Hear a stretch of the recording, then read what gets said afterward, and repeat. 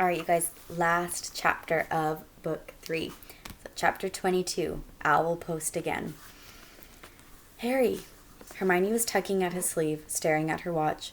We've got exactly 10 minutes to get back down to the hospital wing without anybody seeing us, before Dumbledore locks the door. Okay, said Harry, wrenching his gaze from the sky. Let's go. They slipped through the doorway behind them and down a tightly spiraling stone staircase. As they reached the bottom of it, they heard voices. They flattened themselves against the wall and listened. It sounded like Fudge and Snape. They were walking quickly along the corridor at the foot of the staircase.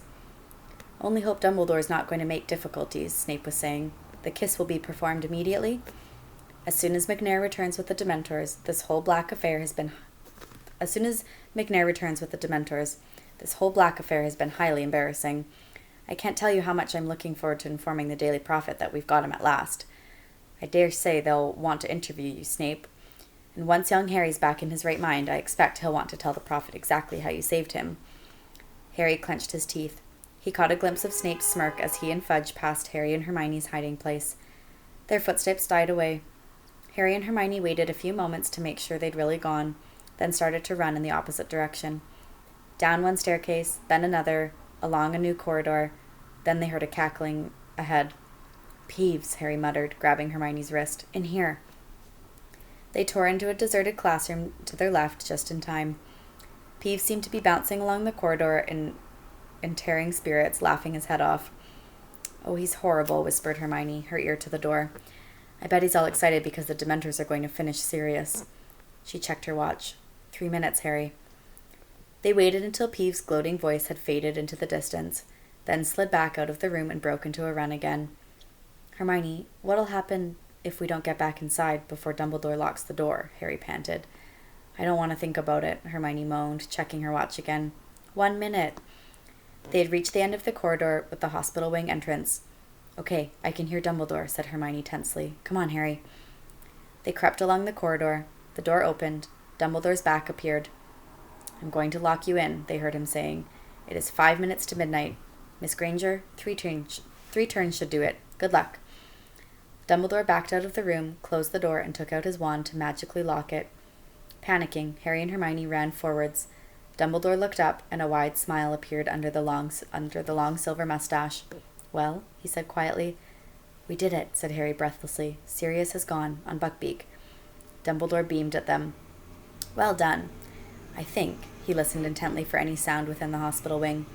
Yes, I think you've gone too. Get inside. I'll lock you in. Harry and Hermione slipped back inside the dormitory. It was empty except for Ron, who was still lying motionless in the end bed.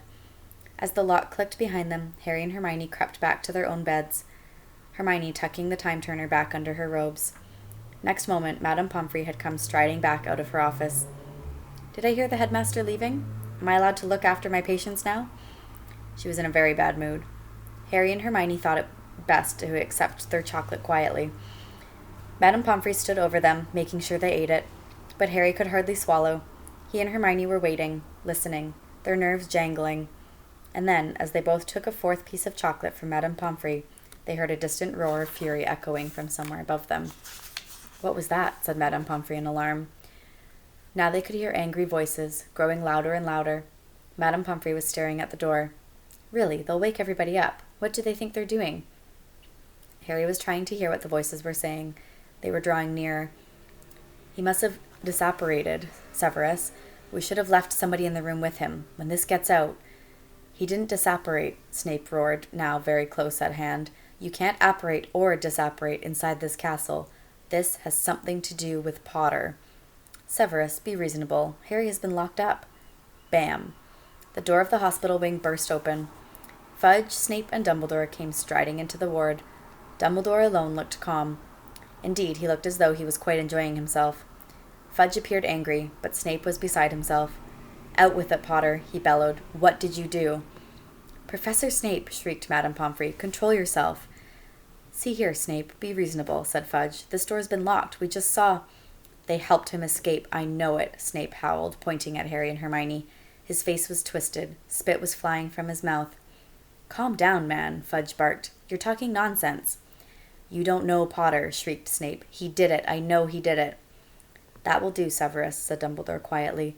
Think about what you were saying. This door has been locked since I left the ward 10 minutes ago. Madame Pomfrey, have these students left their beds? Of course not, said Madame Pomfrey, bristling. I've been with them ever since you left. Well, there you have it, Severus, said Dumbledore calmly. Unless you are suggesting that Harry and Hermione are able to be in 2 places at once, I'm afraid I don't see any point in troubling them further. Snape stood there, seething, staring from Fudge, who looked thoroughly shocked at his behavior, to Dumbledore, whose eyes were twinkling behind his glasses. Snape whirled about, robes swishing behind him, and stormed out of the ward. Fellow seems quite unbalanced, said Fudge, staring after him. I'd watch out for him, if I were you, Dumbledore. Oh, he's not unbalanced, said Dumbledore quietly. He's just suffered a severe disappointment. He's not the only one, puffed Fudge. The Daily Prophet's going to have a field day. We had Black cornered, and he slipped through our fingers yet again. All it needs now is for the story of that Hippogriff's escape to get out, and I'll be a laughingstock. Well, I'd better go and notify the Ministry. And the Dementors, said Dumbledore. They'll be removed from the school, I trust? Oh, yes, they'll have to go, said Fudge, running his fingers distractedly through his hair. Never dreamed they'd attempt to administer the kiss on an innocent boy, completely out of control. No, I'll have them packed off and back to Azkaban tonight. Perhaps we should think about dragons at the school entrance. Hagrid would like that, said Dumbledore, with a swift smile at Harry and Hermione. As he and Fudge left the dormitory, Madame Pomfrey hurried to the door and locked it again. Muttering angrily to herself, she headed back to her office. There was a low moan from the other end of the ward. Ron had woken up. They could see him sitting up, rubbing his head, looking around. What happened? He groaned. Harry, why are we in here? Where's Sirius? Where's Lupin? What's going on? Harry and Hermione looked at each other. You explain, said Harry, helping himself to some more chocolate. When Harry, Ron, and Hermione left the hospital wing at noon next day, it was to find an almost deserted castle. The sweltering heat and the end of exams meant that everyone was taking full advantage of another Hogsmeade visit. Neither Ron nor Hermione felt like going, however, so they and Harry wandered into the grounds, still talking about the extraordinary events of the previous night and wondering where Sirius and Buckbeak were now.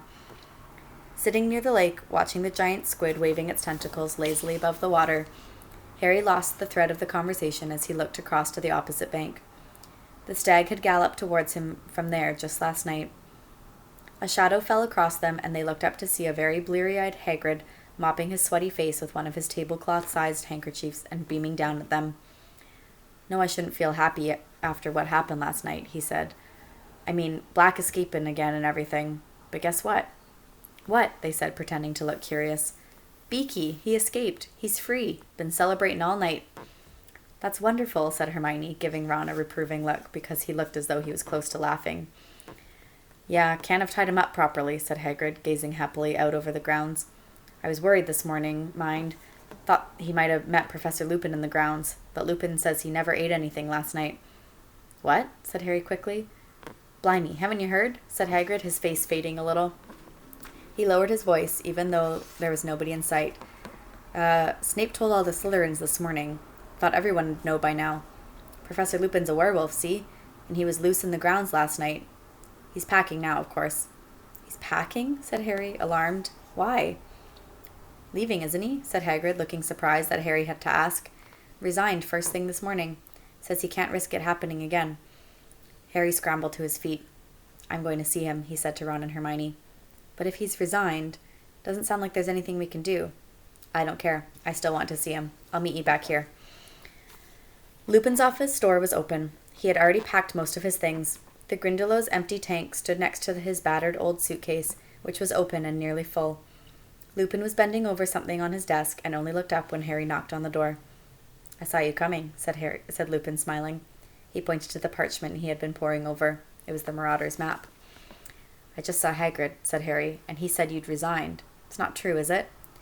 I'm afraid it is, said Lupin. He started opening his desk drawers and taking out the contents. Why? Said Harry. The Ministry of Magic don't think you were helping Sirius, do they? Lupin crossed to the door and closed it behind Harry. No, Professor Dumbledore managed to convince Fudge that I was trying to save your lives, he sighed. That was the final straw for Severus. I think the loss of the Order of Merlin hit him hard. So he, accidentally let it slip that I am a werewolf this morning at breakfast. You're not leaving just because of that, said Harry. Lupin smiled wryly. This time tomorrow, the owls will start arriving from parents. They will not want a werewolf teaching their children, Harry. And after last night, I see their point. I could have bitten any of you. That must never happen again." "You're the best defense against the dark arts teacher we've ever had," said Harry. "Don't go." Lupin shook his head and didn't speak. He carried on emptying his drawers. Then, while Harry was trying to think of a good argument to make him stay, Lupin said, "From what the headmaster told me this morning, you saved a lot of lives last night, Harry. If I'm proud of anything, it's how much you've learned. Tell me about your Patronus." "How do you know about that?" said Harry, distracted. What else could have driven the Dementors back? Harry told Lupin what had happened. When he'd finished, Lupin was smiling again. "Yes, your father was always a stag when he transformed," he said. "You guessed right. That's why we called him Prongs." Lupin threw his last few books into his case, closed the desk drawers, and turned to look at Harry.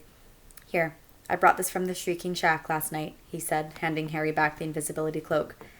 "And," he hesitated, then held out the Marauder's map too. "I am no longer your teacher, so I don't feel guilty about giving you this back as well. It's no use to me, and I dare say you, Ron and Hermione, will find uses for it." Harry took the map and grinned.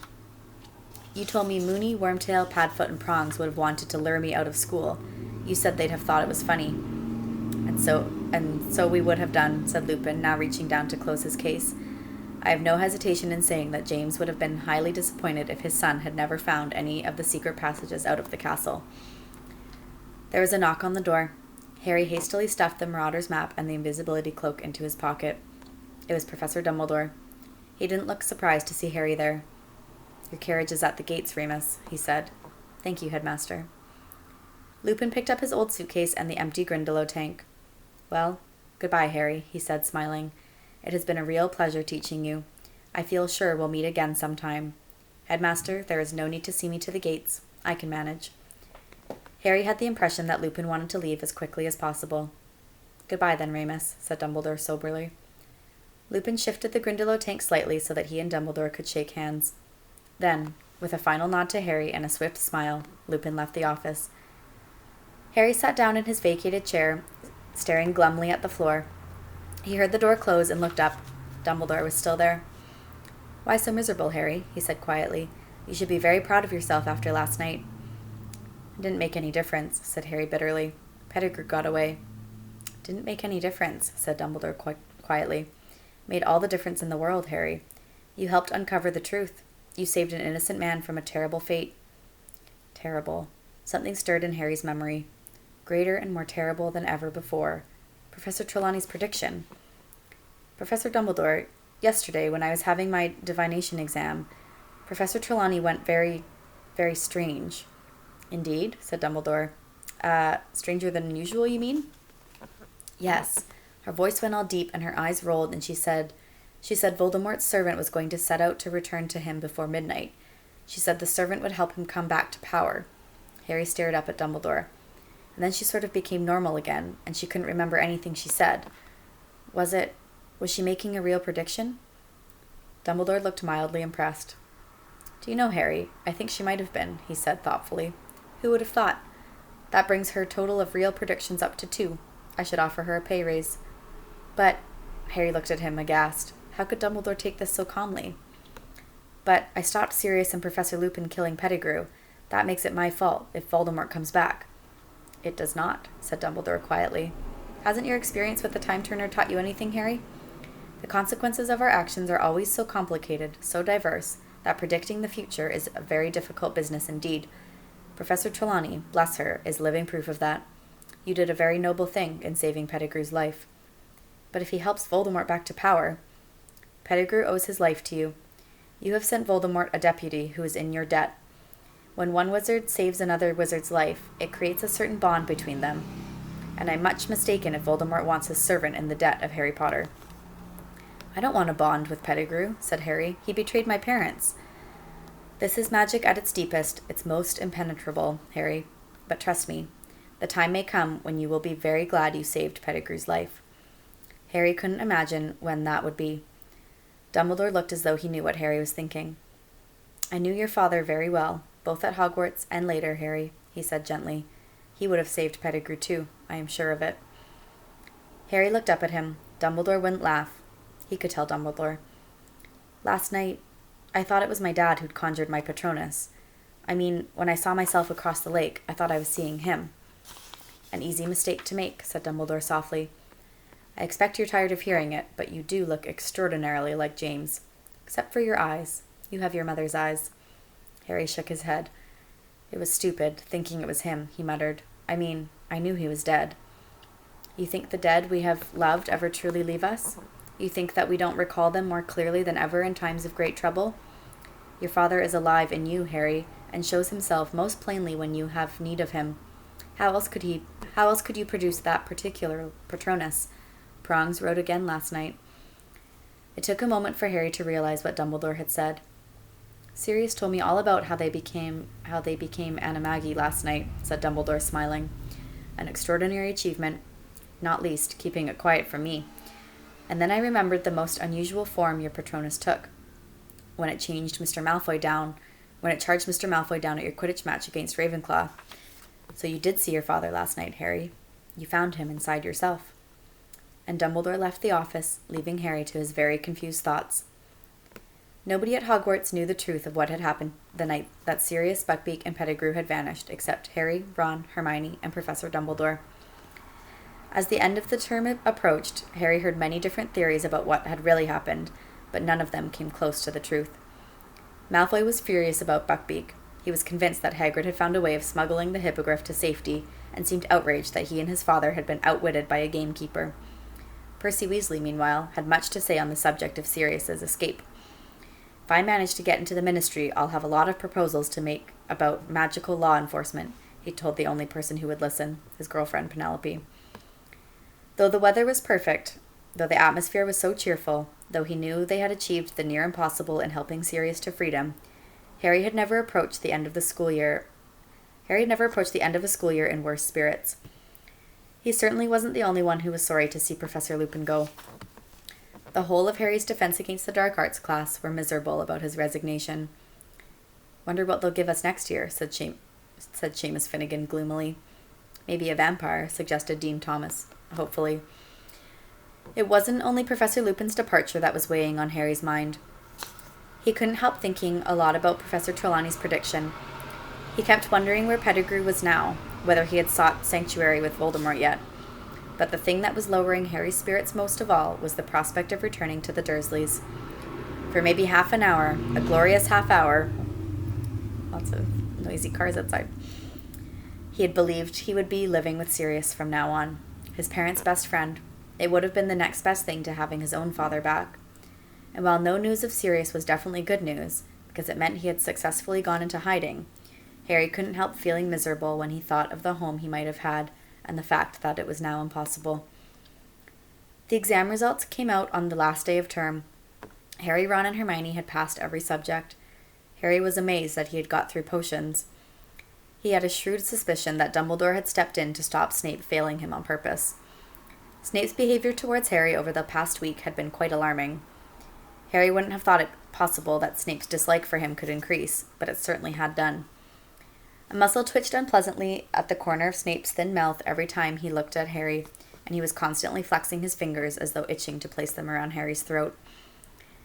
Percy had got his top grade newts, which were his exams, right? Fred and George had scraped a handful of owls each. Another group of exams. Gryffindor House, meanwhile, largely thanks to their spectacular performance in the Quidditch Cup, had won the house championship for the third year running. This meant that the end-of-term feast took place amid decorations of scarlet and gold, and that the Gryffindor table was the noisiest of the lot as everybody celebrated. Even Harry managed to forget about the journey back to the Dursleys next day as he ate, drank, talked, and laughed with the rest. As the Hogwarts Express pulled out of the station next morning, Hermione gave Harry and Ron some surprising news. "I went to see Professor McGonagall this morning, just before breakfast. I've decided to drop Muggle studies." "But you passed your exam with 320%, said Ron. "I know," sighed Hermione, "but I can't stand another year like this one. That time turner, it was driving me mad. I've handed it in. Without Muggle studies and divination, I'll be able to have a normal timetable again." "I still can't believe you didn't tell us about it," said Ron grumpily. "We're supposed to be your friends." "I promised I wouldn't tell anyone," said Hermione severely. She looked around at Harry, who was watching Hogwarts disappear from view behind a mountain. 2 whole months before he'd see it again. "Oh, cheer up, Harry," said Hermione sadly. "I'm okay," said Harry quickly. "Just thinking about the holidays." "Yeah, I've been thinking about them too," said Ron. "Harry, you've got to come and stay with us. I'll fix it up with Mum and Dad. Then I'll call you. I know how to use a Fellytone now." "A telephone, Ron," said Hermione. "Honestly, you should take Muggle Studies next year." Ron ignored her. "It's the Quidditch World Cup this summer. How about it, Harry? Come and stay and we'll go and see it. Dad can usually get tickets from work." This proposal had the effect of cheering Harry up a great deal. "Yeah, I bet the Dursleys would be pleased to let me come, especially after what I did to Aunt Marge." Feeling considerably more cheerful, Harry joined Ron and Hermione in several games of Exploding Snap, and when the witch with the tea trolley arrived, he bought himself a very large lunch, though nothing with chocolate in it. But it was late in the afternoon before the thing that made him truly happy turned up. "Harry," said Hermione suddenly, peering over his shoulder, "what's that thing outside your window?" Harry turned to look outside. Something very small and gray was bobbing in and out of sight beyond the glass. He stood up for a better look and saw that it was a tiny owl carrying a letter which was much too big for it. The owl was so small, in fact, that it kept tumbling over in the air, buffing this way and that in the train's slipstream. Harry quickly pulled down the window, stretched out his arm, and caught it. It felt like a very fluffy snitch. He brought it carefully inside. The owl dropped its letter onto Harry's seat and began zooming around their compartment, apparently very pleased with itself for accomplishing its task. Hedwig clicked her beak with a sort of dignified disapproval. Crookshanks sat up in his seat, following the owl with his great yellow eyes. Ron, noticing this, snatched the owl safely out of harm's way. Harry picked up the letter. It was addressed to him. He ripped open the letter and shouted, "It's from Sirius." "What?" said Ron and Hermione excitedly. "Read it out loud." "Dear Harry, I hope this finds you before you reach your aunt and uncle. I don't know whether they're used to owl post. Buckbeak and I are in hiding. I won't tell you where in case this falls into the wrong hands. I have some doubt about the owl's reliability, but he is the best I could find, and he did seem eager for the job. I believe the Dementors are still searching for me, but they haven't a hope of finding me here. I am planning to allow some Muggles to glimpse me soon, a long way from Hogwarts, so that the security on the castle will be lifted. There's something I never got round to telling you during our brief meeting. It was I who sent you the firebolt." "Ha!" said Hermione triumphantly. "See, I told you it was from him." "Yes, but he hadn't jinxed it, had he?" said Ron. "Ouch!" The tiny owl, now hooting happily in his hand, had nibbled one of his fingers in what it seemed to think was an affectionate way. "Crookshanks took the order to the owl office for me. I used your name, but told them to take the gold from Gringotts vault, number 711, my own. Please consider it as 13 birthdays' worth of presents from your godfather. I would also like to apologize for the fright I think I gave you that night last year when you left your uncle's house. I had only hoped to get a glimpse of you before starting my journey north, but I think the sight of me alarmed you. I am enclosing something else for you, which I think will make your next year at Hogwarts more enjoyable. If you ever need me, send word. Your owl will find me. I'll write again soon. Sirius." Harry looked eagerly inside the envelope. There was another piece of parchment in there. He read it through quickly and felt suddenly as warm and content as though he'd swallowed a bottle of hot butterbeer in one go.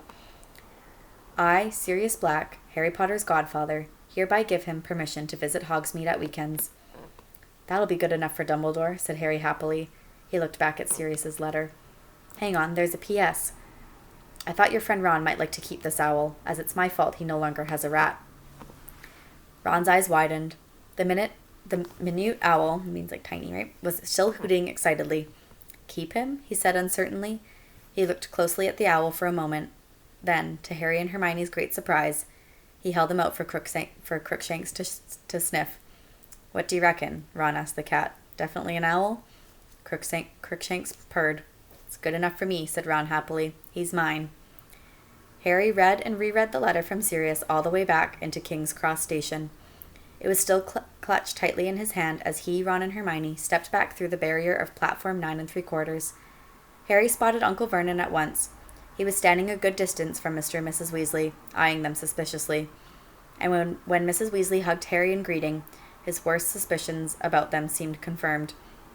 "I'll call about the World Cup," Ron yelled after Harry, as Harry bid him and Hermione goodbye. then wheeled the trolley bearing his trunk and Hedwig's cage towards Uncle Vernon, who greeted him in usual fashion. "What's that?" he snarled, staring at the envelope Harry was still clutching in his hand. "It's another form for me to sign. You've got another—" "It's not," said Harry cheerfully. "It's a letter from my godfather." "Godfather?" spluttered Uncle Vernon. "You haven't got a godfather." "Yes, I have," said Harry brightly. "He was my mum and dad's best friend. He's a convicted murderer, but he's broken out of wizard prison and he's on the run. He likes to keep in touch with me, though. Keep up with my news. Check I'm happy." And grinning broadly at the look of horror on Uncle Vernon's face, Harry set off towards the station exit, Hedwig rattling along in front of him, for what looked like a much better summer than the last. And that's the end of Harry Potter and the Prisoner of Azkaban. And I hope you guys all have a wonderful summer, and I'm hoping that I get to see some of you next year. Who knows? We'll see what happens. But enjoy your summer. Thank you so much for watching these read alouds and following along with me. Bye.